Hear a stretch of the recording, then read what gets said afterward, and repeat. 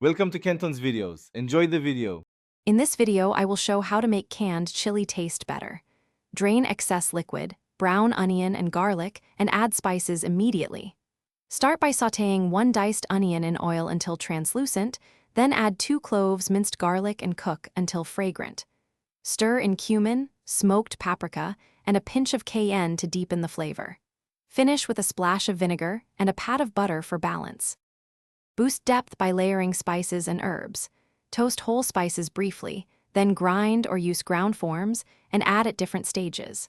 Start with 1 teaspoon cumin and 1 teaspoon smoked paprika, then taste and adjust.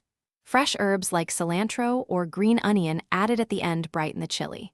A small pinch of cinnamon or cocoa powder can add subtle warmth without sweetness.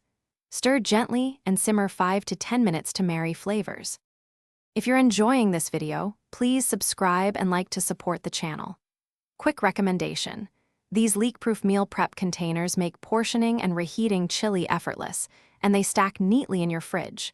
They seal tightly so no leaks when you carry lunches, and they make leftovers much more convenient.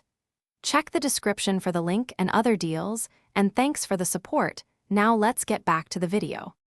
Improve texture and richness with simple add-ins. Mix in a tablespoon of tomato paste to thicken and intensify tomato notes, and add a splash of beer or broth for body.